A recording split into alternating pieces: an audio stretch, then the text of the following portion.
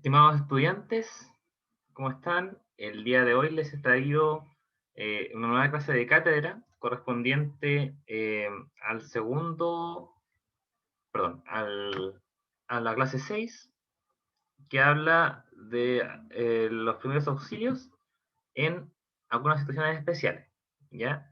El día de hoy vamos a revisar tres temáticas que son bien importantes. Una de ellas es el atragantamiento, ¿cierto? La segunda es las heridas y la tercera son las hemorragias. Ya, bueno, lo primero que vamos a ver es la obstrucción de vía aérea superior, ya la obstrucción súbita, es decir, el atragantamiento.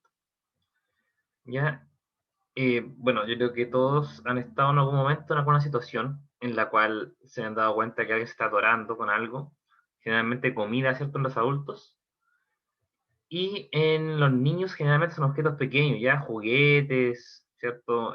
O cualquier cosa que encuentren en realidad que se echan a la boca. Los niños pueden producir una obstrucción de vía aérea superior que va a generar un paro cardiorrespiratorio a lo largo. Entonces, ojo con eso, recuerden que el primer eslabón en la cadena de sobrevida de los niños es la prevención. ¿Ya? Entonces, ¿qué es la obstrucción de vía aérea superior? ¿Es el atragantamiento? Es el objeto extraño se aloja en la garganta o en la tráquea. ¿Ya? Ustedes entenderán que en la encrucijada faríngea, ¿cierto? Donde el, se divide lo que es el sistema respiratorio y el sistema digestivo, generalmente pueden alojarse ciertas cosas. Por ejemplo, si ustedes están a punto de tragar un pedazo de carne, por ejemplo, que es frecuente, y eso queda en la entrada del sistema respiratorio, va a producir que no podamos ingresar ni botar el aire que tenemos en los pulmones, y por ende eso va a producir síntomas súbitos de una falla respiratoria. ¿Ya? ¿Cuál es el signo universal del atragantamiento? Y ustedes van a verlo siempre, es una persona con las manos en el cuello. ¿Ya? Cuando alguien está atragantado, cuando alguien está con una obstrucción súbita de su vía aérea superior, generalmente se va a tomar el cuello, ¿ya? En los adultos. Así que ojo con eso. ¿Cuáles son los signos que nosotros podemos pesquisar? Primero que todo, la incapacidad para hablar. ¿Ya? Alguien que tose y no puede hablar, o que simplemente le sale la voz débil o no puede articularla, eso puede ser un signo de atragantamiento. ¿Ya? La otra cosa es la dificultad para respirar o respiración ruidosa. ¿Ya? Generalmente esta respiración es ruidosa porque se genera un flujo turbulento al estar obstruida parte de la respiración, y también por el esfuerzo ventilatorio que hace la persona para tratar de respirar en esta situación adversa. ¿Ya? Los sonidos chirriantes al intentar respirar, la tos, que puede ser débil o fuerte. Ya si la tos es fuerte, quiere decir que no hay obstrucción completa de la vía aérea. Eso es importante. Ya cuando la persona está tosiendo fuertemente, hay que instarla a seguir tosiendo. Ya no darle agua, nunca. Nunca le den agua, chicos, porque eso puede producir un problema importante y puede empeorar la situación. Ya, perdón. Los otros signos que pueden aparecer también son la piel, los labios y las uñas cianóticas, ¿ya? Que se ponga azul. La persona se puede poner azul, principalmente en los labios, ¿cierto? Y después eso se puede ir generalizando. La piel enrojecida y luego pálida o de color azulado, ¿cierto? Y la pérdida del conocimiento, ¿ya? O sea, cuando ya la obstrucción fue demasiado y generó una hipoxemia, o sea, perdón, una hipoxia rápida e importante, puede generar una pérdida súbita del conocimiento. Entonces, ¿qué hacemos acá? Si el adulto está atragantado, hay que ver si responde o si no responde. Si responde, como les decía antes, hay que animarlo a toser. La otra posibilidad es golpetear la espalda, ¿ya? Pero eso tiene que ser con muy buena técnica. Ustedes tienen que usar el talón de su mano, golpear fuertemente en el espacio interescapular, ¿ya? Entre las dos escápulas, a nivel medio más o menos de la escápula, ustedes dan un golpe seco, ¿ya? Esto se puede repetir 5 veces. Golpean, golpean, golpean. Con el talón de la mano, un golpe seco, ya no es palmediarlo, es darle golpes secos con el talón de la mano. Eso va a generar un flujo, o sea, va a generar que ellos puedan más fácilmente eliminar el objeto extraño, ¿cierto? El cuerpo extraño que tienen en la vía aérea superior. Y en otro caso sería la maniobra de Heimlich, que eso es muy importante que sepan hacerlo.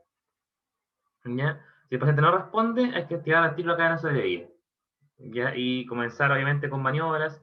Las maniobras en sí, como producen una presión positiva intratorácica, pueden generar que finalmente el cuerpo extraño sea expulsado solamente con el aumento de presión.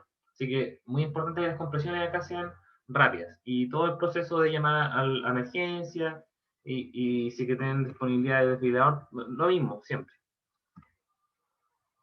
Ya la maniobra de Heimlich, como sale acá en la imagen, en adultos, ¿cierto? En adultos jóvenes, sí, que no estén embarazadas, ¿cierto? No sean obesos, siempre uno se pone detrás del paciente, uno debe abrazarlo, ¿cierto? Es importante que si uno tiene una diferencia importante de altura, el paciente puede estar arrodillado también. Al ponerse atrás, es importante la posición de la mano, ¿ya? Como ustedes pueden observar, una mano va empuñada y la otra sujeta la mano empuñada.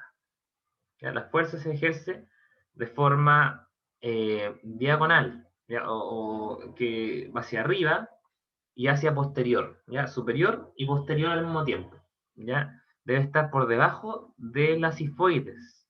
Es decir, la idea es generar una presión abdominal para que ésta empuje el diafragma hacia arriba y genere esta diferencia de presión que expulse el cuerpo extraño, ¿ya? Es importante que sea fuerte, con seguridad. Es la única forma en que pueden generar una presión adecuada para poder expulsar el cuerpo extraño. Y en los bebés, uno puede ponerlo, ¿cierto?, boca abajo, sujetado por el pecho, ¿ya? Y se le dan 5 palmadas en la espalda, ¿cierto? Y como les decía, también en este caso es en el espacio interescapular, ¿ya? En los niños es más fácil tomarlo y es más fácil golpearlo, ¿ya? También se pueden hacer 5 compresiones en el tórax, ¿ya? Hay quienes dicen que uno puede ir alternando 5 golpes, 5 compresiones, pero en estos casos, en los niños, esto funciona como símil a Heimlich. Acá les voy a dejar 2 videos, no los voy a mostrar ahora para no extender el tiempo de la clase y no se desconcentren, pero se los voy a dejar y tienen que revisarlos sí o sí, ¿ya? Para que les quede claro cómo funciona la maniobra. En el caso, bueno, para repasar, después de que vean el video, ¿cierto?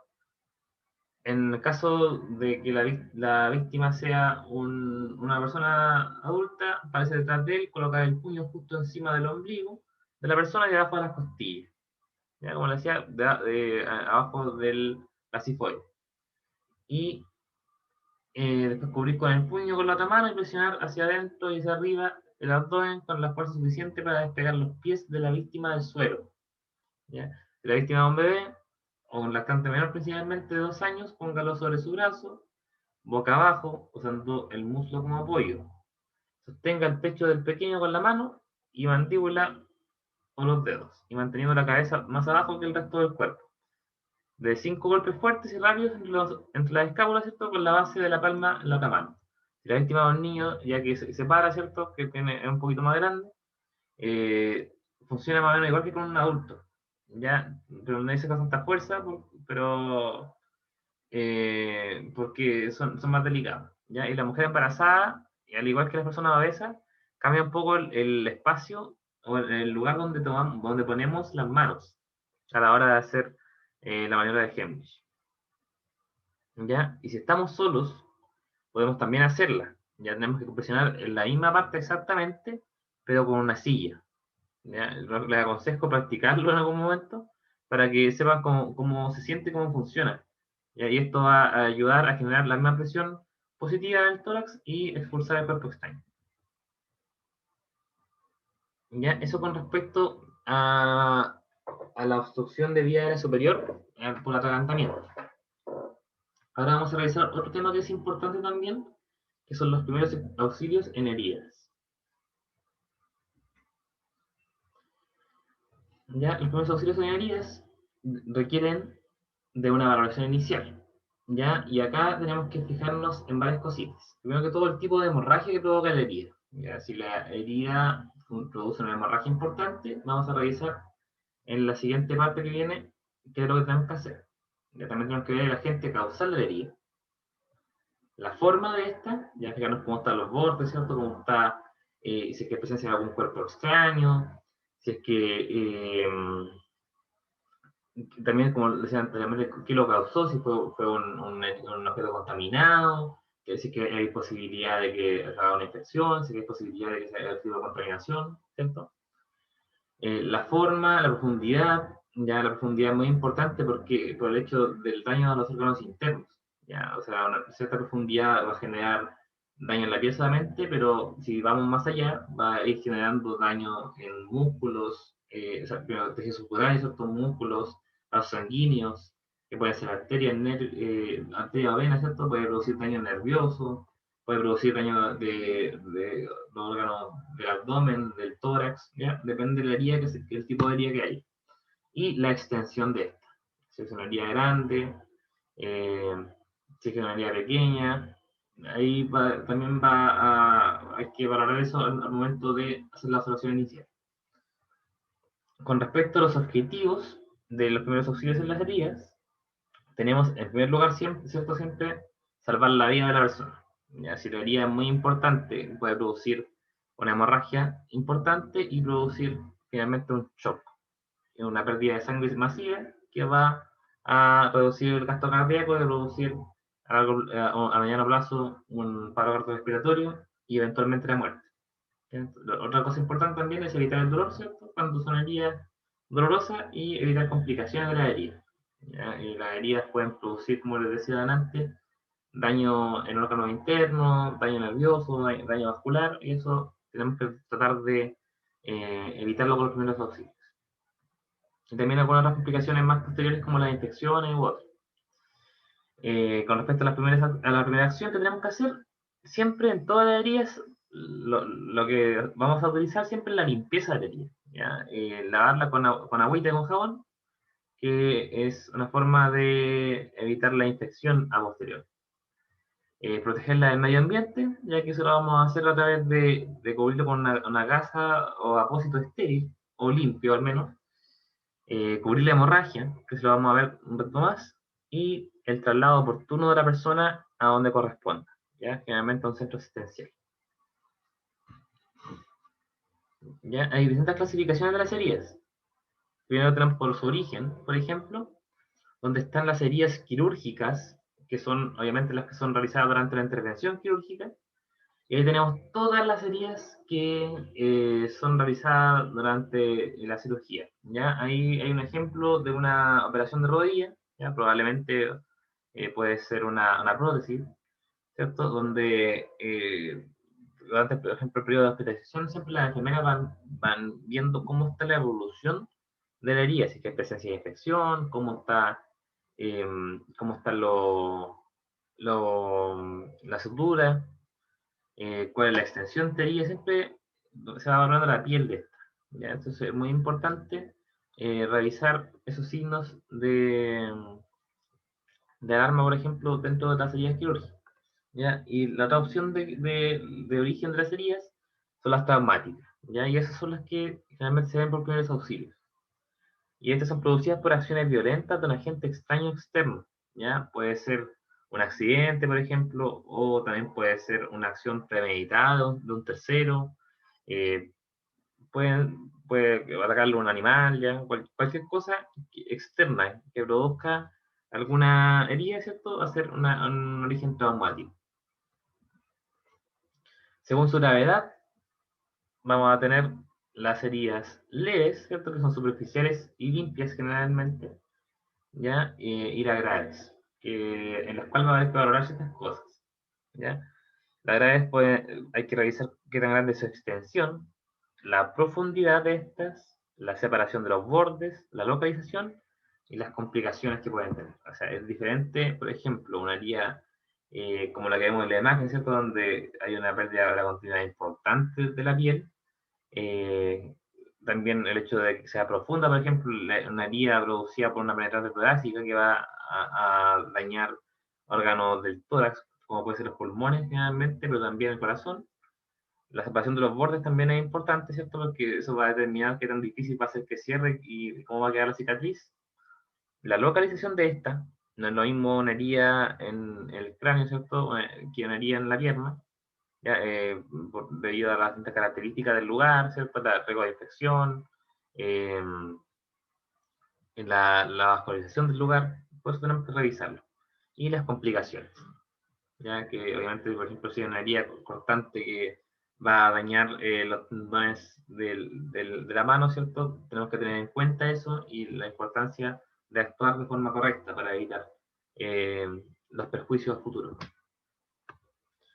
¿Ya? Y la clasificación por agente causal. Eso lo vamos a revisar un poquito para tener claridad con respecto a qué se ve en cada caso. ¿Ya? Y las heridas se clasifican en abrasiones, heridas cortantes, heridas contusas, punzantes y dentro de la misma herida se puede estar también la arma de fuego, ya que también se puede contar como aparte.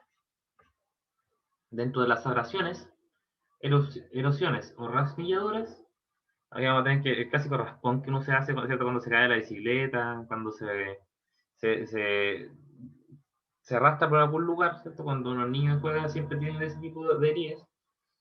Son heridas que corresponden a superficiales y ahí afectan principalmente la epidermis, es decir, la capa más superficial de la piel. La superficie generalmente es irregular y la extensión puede ser variable, ¿cierto? Puede ser algo muy pequeño, como puede haber sido la caída de una moto, ¿cierto? Y o sea, una herida extensa, amplia. Tienen generalmente infecciones, pero son infecciones de poca gravedad, ¿cierto? Porque afectan principalmente la piel. Pero también es importante actuar con los primeros auxilios correspondientes para evitar este tipo de infecciones. Son dolorosas porque ¿cierto? La epidermis está las terminaciones nerviosas, las terminaciones libres, que van a producir un gran dolor en algunas ocasiones. Siempre deben ser limpiadas con agua y jabón. ¿Ya? Entonces, lo primero que uno tiene que hacer cuando se hace una oración es ir y lavarse la herida. ¿Ya? Y después también se puede utilizar suero, dependiendo de cómo esté. Si hay mucha posibilidad de infección, ojalá hacer una limpieza un poco más profunda. Y si sangra, podemos utilizar un apósito o baño limpio para secarlo y también una gasa después para cubrirlo en caso de que haya una pérdida de sangre.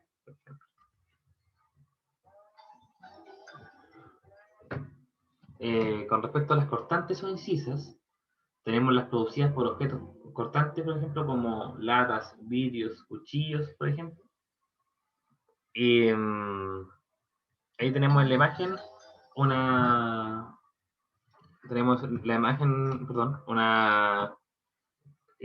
un corte donde está em, una pérdida, ¿cierto? De la piel.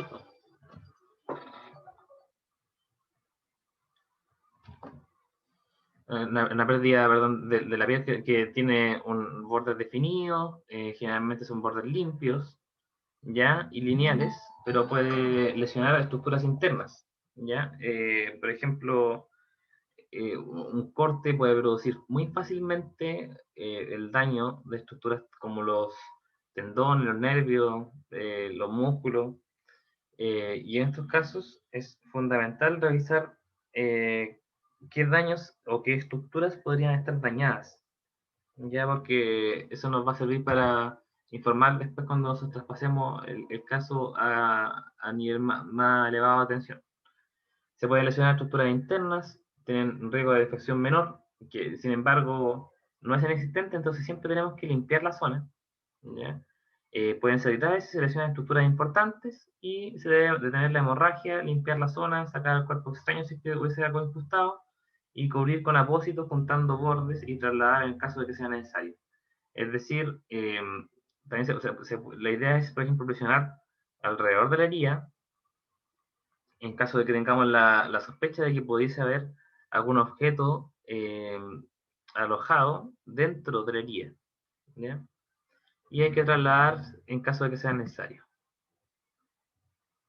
Dentro de las heridas punzantes o penetrantes, tenemos también algunas partes se consideran como heridas diferentes, ¿ya? Pero yo las dejé juntas. ¿Ya? Las punzantes, que son heridas donde eh, hay un objeto que produce una discontinuidad, generalmente con un agujero de entrada pequeño, pero que es profundo y que dependiendo de la gente y la energía del impacto, puede llegar a capas más profundas de la piel o del cuerpo en realidad, llegando incluso a órganos internos importantes. Como vemos acá en la imagen, hay una persona con un cuchillo bastante enterrado en su espalda, ya eso realmente produjo algún daño en su estructura interna. Son instrumentos con punta, generalmente quienes producen esto, tienen un alto riesgo de infección por gérmenes anaerobios. ¿Ya? En este caso, de los anaerobios tenemos el que produce el tétanos.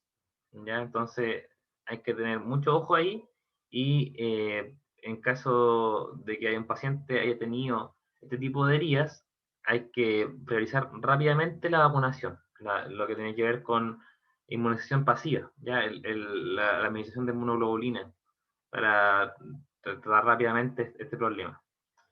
Producen escasa hemorragia, como el agujero de entrada es pequeño, tienden a producir hemorragias pequeñas, ¿ya? Eso no quiere decir que no puedan dañar un vaso interno y producir una hemorragia masiva, pero generalmente producen escasa hemorragia y la extensión es reducida. Lo primero que hay que hacer es retirar el cuerpo extraño si es que es fácil de extraer, ¿ya? Si es que hay daño importante o está muy profundo o hay mucha posibilidad de empeorar la situación, si es que sacamos el objeto, obviamente déjenlo ahí hasta que llegue el personal especializado o hasta que se traslade a un centro asistencial. Eh, Presionar los bordes para luego limpiar la herida, cubrir, trasladar y revisar la necesidad de vacunación, como les decía. En caso de ser penetrante torácica, es una urgencia, ¿ya? En realidad, si hay heridas penetrantes profundas, ¿cierto? A nivel del abdomen, también es una urgencia importante. Ya puede producir hemorragias internas que no son pesquisables tan fácilmente. O pueden producir también, en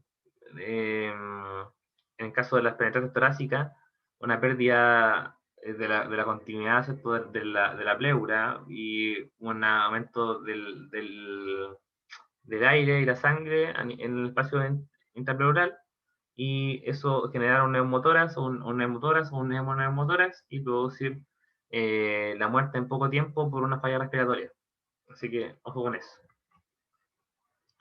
Heridas contusas, laceradas o desgarradas, como la de la imagen, ¿cierto? Son generalmente objetos romos, pueden ocurrir por caídas, aplastamientos, eh, o también por fricción importante también, ¿cierto?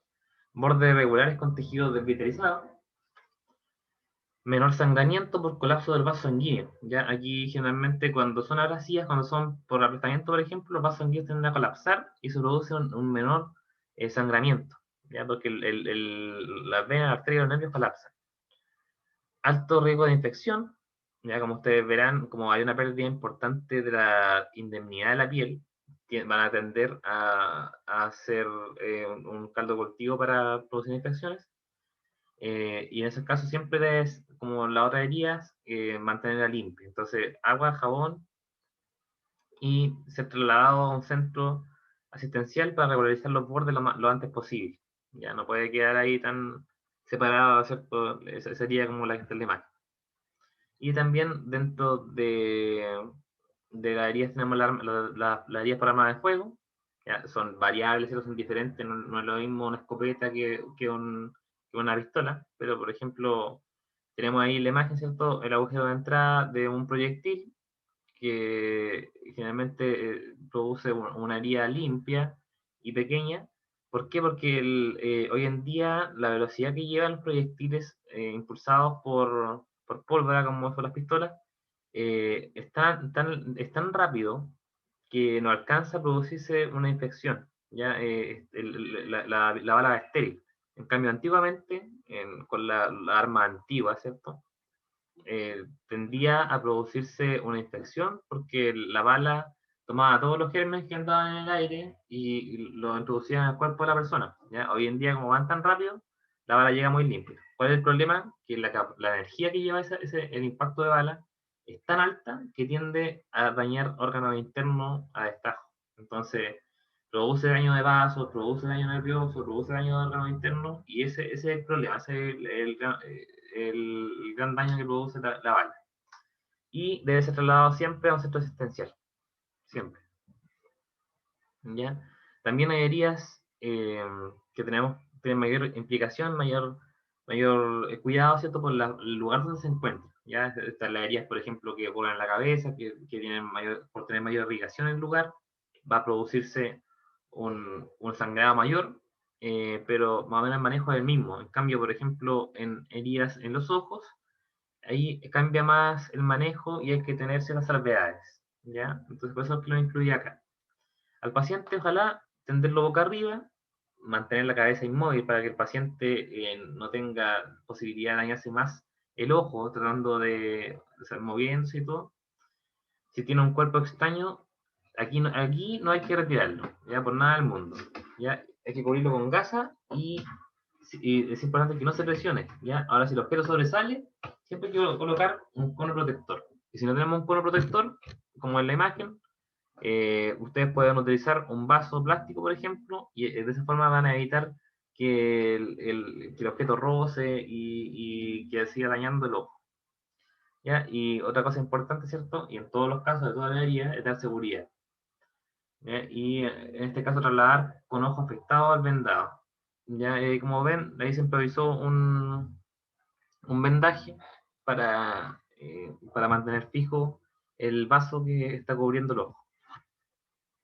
¿Ya? Otra salvedad también, el caso de las amputaciones, de la amputación traumática, es cuando hay una pérdida de una extremidad, ¿ya? O una parte de una extremidad. Entonces, aquí sí que hay que trasladar inmediatamente al centro asistencial sin pensarlo. Ya ustedes toman la parte que se salió, ya que en este caso vemos una mano, ¿cierto? Puede ser un dedo, un pie, ¿ya? Y obviamente hay que manejar la región de la hemorragia para prevenir el shock, pero también lo otro importante es tomar, como les decía, esta mano, este dedo que se salió, y llevarlo también en un lugar limpio para que pueda ser reimplantado, ¿ya? Y ahí, como vemos en la imagen, la amputación reparada generó que la persona pudiese tener nuevamente la mano en su lugar, ¿ya? Cuando esto es rápido, puede haber una recuperación bastante buena de la funcionalidad. Si ya pasa cierta cantidad de tiempo, como ustedes sabrán, va empeorando el pronóstico funcional de esa estemia.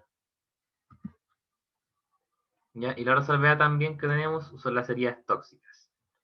Y estas son de alto tipo, ya yo voy a sacar las más comunes, pero en otros países principalmente tenemos también otro tipo de daños que pueden producir un aumento de las complicaciones importantes. ¿Ya? La mordedura de perro, por ejemplo, o en realidad de cualquier animal, en especial si son animales de la calle, que no son domésticos, van a producir complicaciones porque no sabemos qué tipo de gérmenes, qué tipo de bacterias, de virus o de hongos puedan tener en sus dientes. Y en estos casos, sí o sí, hay que utilizar inmunización preventiva en caso de que el perro haya tenido, por ejemplo, el tétano, la rabia, ¿ya? Entonces, ahí es importante tanto el manejo de la herida, generalmente son heridas, eh, pueden ser heridas de distinto tipo, ¿ya? Pueden ser desde abrasivas para adelante. Eh, Manejar la herida, ¿cierto? Con limpieza de la herida, primero de todo, y trasladarse inmediatamente al centro asistencial para recibir la inmunización pasiva o el esquema vacunatorio que corresponda de acuerdo al daño que se haya producido en la herida. La mordedura de ratas o murciélagos, ¿ya? Que aquí también tenemos el riesgo de la rabia, ¿cierto? Como les decía, y en el caso de las ratas, bueno, muchas enfermedades, ahí tienen, si lo muerde un ratón, tienen que ir sí o sí a un centro asistencial. Y la mordedura de la araña, ya que aquí en Chile lo que tenemos es la araña de rincón, que es una araña pequeñita, ¿cierto? Que mide no más de 1,5 centímetros, con las patas extendidas, son aproximadamente 4 centímetros, ¿cierto? Y tiene un veneno que es neurotóxico y que puede generar daño importante y pérdida de extremidades o la muerte si es que no es tratada a tiempo. Entonces, en estos casos, ustedes ven una araña de esa o sienten un dolor que se condice con los síntomas de esta, que son generalmente un dolor intenso que aparece a los pocos minutos de la mordida y que se observa, ¿cierto?, un lugar de aumento de volumen y aumento de temperatura, tienen que ser inmediatamente trasladados a un centro asistencial. En el caso de la mordedura de araña rincón, existe un antídoto que está en algunos centros asistenciales. Entonces, a veces hay que pedirlo o trasladar al paciente al lugar donde sí hay. ¿Ya? Este es un cuadro de resumen que está en el material complementario que les mandé, pero acá también está la diapositiva para que ustedes lo revisen y después lo estudien y sepan bien cómo funciona el tema de las heridas. ¿Ya? Espero que el momento haya quedado más o menos claro. Ahora vamos a conversar sobre el último tema que tengo para hoy día, que son las hemorragias. ¿Ya? Va a quedar pendiente para la próxima clase lo que tiene que ver con el manejo de quemaduras y las lesiones musculoesqueléticas, ya que son temas, musculoesquelético es algo amplio, así que vamos a revisarlo la otra clase, para que no sea tanta información. ¿Ya? Y con respecto a hemorragias, tenemos que la hemorragia es una extravasación de sangre fuera del espacio vascular, generalmente debido a causas traumáticas. ¿Ya? La hemorragia generalmente se divide en 3 tipos dependiendo del tipo de vaso lesionado. Ya tenemos la arterial, que tiene ciertas características, ¿cierto? La salida es intermitente, ¿ya? Porque es con pulso. Cada vez que hay una contracción, una sístole cardíaca, va bombeando sangre y esa sangre en la arteria, ¿cierto? La presión al ser mayor en la arteria se nota y eso va haciendo que la sangre vaya saliendo a borbotones. Eh, la salida es intermitente, como les decía, y la sangre es de color rojo brillante, ya porque está bien oxigenada esa sangre. En el caso de la hemorragia venosa, tenemos una salida continua y una sangre rojo oscuro. Y en el caso del capilar, tenemos salida de sangre en poca cantidad. Ya los capilares, como ustedes saben, son los vasos sanguíneos pequeños que están en los tejidos ya terminales. Según la causa, las hemorragias pueden ser de tipo médico, que son generalmente por patologías, por ejemplo, una hemorragia cerebral, y las hemorragias traumáticas, que son las atribuidas a agentes externos que producen daño tisular. De acuerdo a la zona donde se vierte la sangre, tenemos 2 tipos de hemorragia también. Tenemos la hemorragia externa, que es la que la sangre sale hacia afuera del cuerpo, y la hemorragia interna. ¿Ya? La hemorragia interna obviamente es la que va hacia adentro del cuerpo, ¿ya? Pero la hemorragia interna puede ser tanto intersticial como cavitaria. ¿Ya? La cavitaria quiere decir que va a lugares que están dentro del cuerpo que se pueden o no exteriorizar. Por ejemplo, el estómago. ¿Ya? Si usted tiene una hemorragia a nivel digestivo, esta puede exteriorizarse de distintas formas. Ya si es una hemorragia digestiva alta, usted no se puede haber vómito con sangre, por ejemplo. ¿Ya? Eh, eh, la, la hemoptisis, ¿cierto? Y en el caso, o sea, hemorragia digestiva baja, por ejemplo, melena o otro tipo de manifestaciones clínicas. Entonces, eso es una hemorragia cavitaria esterilizable. Y en algunos casos no es esterilizable. Puede haber una hemorragia digestiva, por ejemplo, a nivel del estómago, pero finalmente no se va a esterilizar, va a quedar ahí. ¿Ya? Y tenemos la intersticial, que son en cavidades selladas que no van a tener relación con el exterior. ¿Ya? Y ahí tenemos presencia de signos clínicos diferentes. Por ejemplo, van a aparecer hematomas o rigidez abdominal. ¿Ya? Ahí es cuando la sangre quedó contenida dentro del cuerpo y no se hizo, no salió desde fuera. Ya también podemos clasificarla según gravedad. Tenemos la hemorragia leve o moderada, ¿cierto? Que es inferior a 500 o a 1000 cc, perdón, ahí me equivoqué, hasta un litro de sangre. Pérdida de 10 a 15% de la volemia, ¿ya? Y en este caso no suele producir síntomas sistémicos, ¿ya? O sea, el paciente generalmente no se pone ni diaforético, ni cianótico, ni pierde la conciencia, ¿ya? Ahora, cuando ya pasa a ser grave, que hay un 15-30% de pérdida de volemia, ahí aparecen los síntomas iniciales de shock, de choque hipovolémico.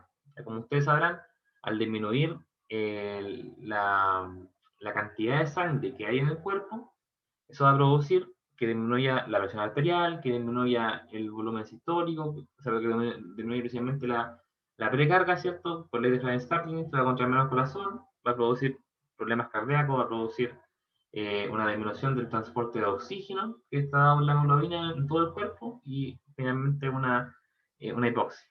¿Ya? Una hipoxia en este caso no por pérdida de oxígeno, ¿cierto? Sino por pérdida de quien lo transporta, que en este caso es la hemoglobina.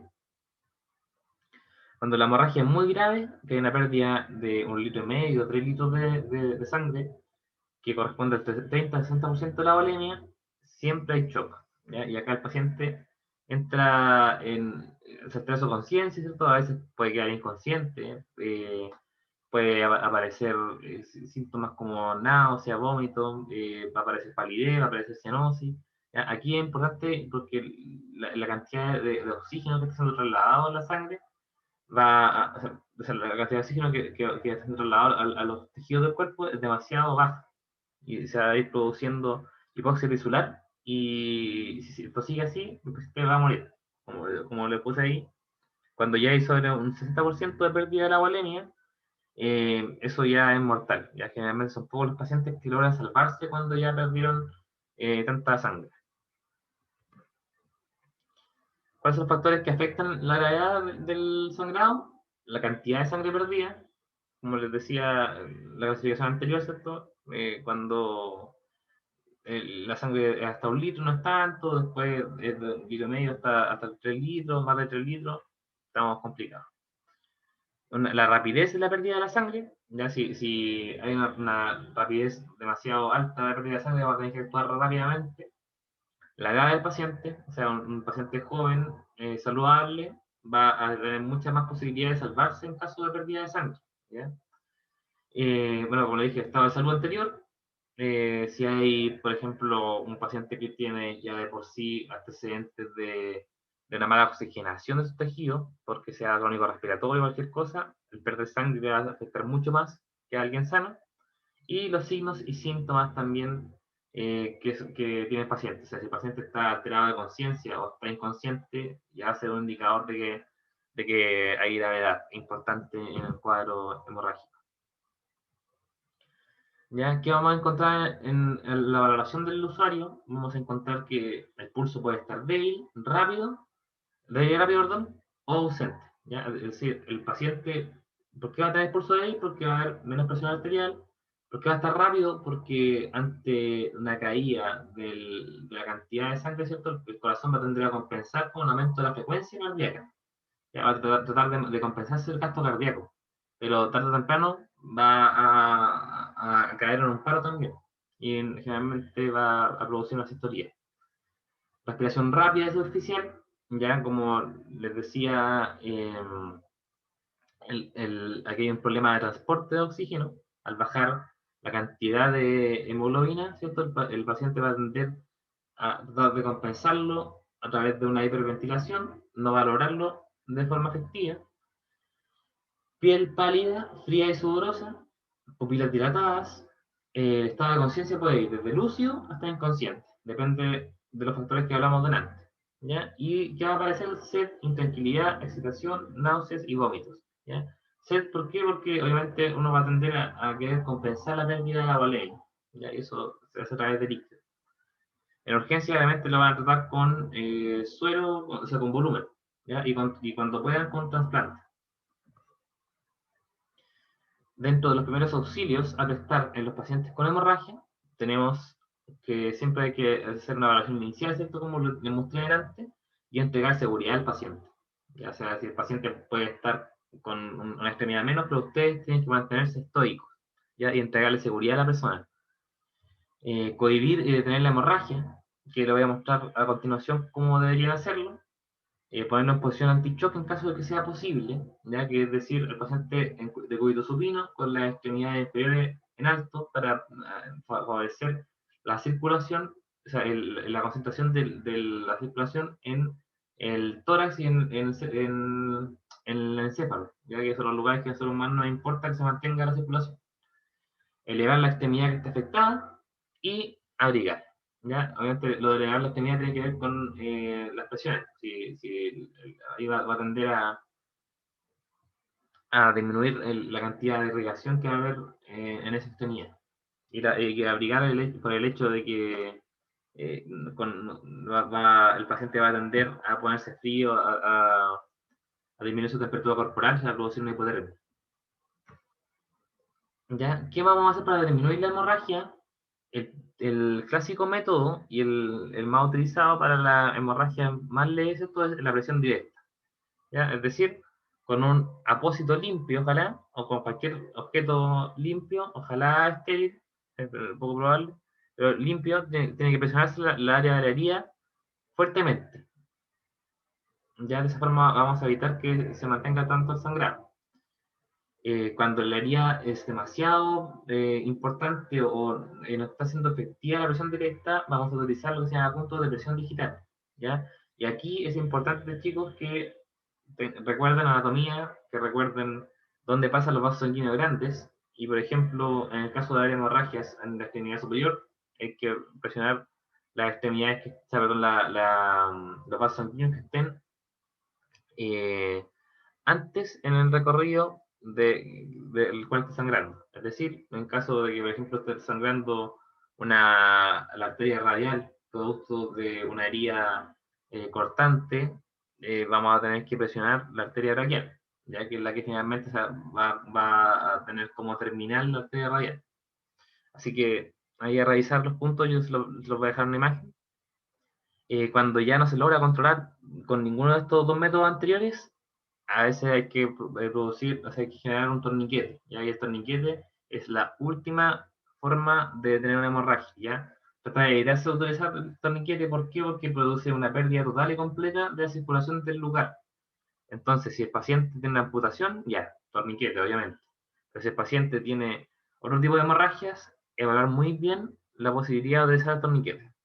También otra cosa que nos va a ayudar con el control de la hemorragia es el frío, porque produce vasoconstricción. Entonces va a disminuir la cantidad de sangre que va a salir de ese lugar afectado.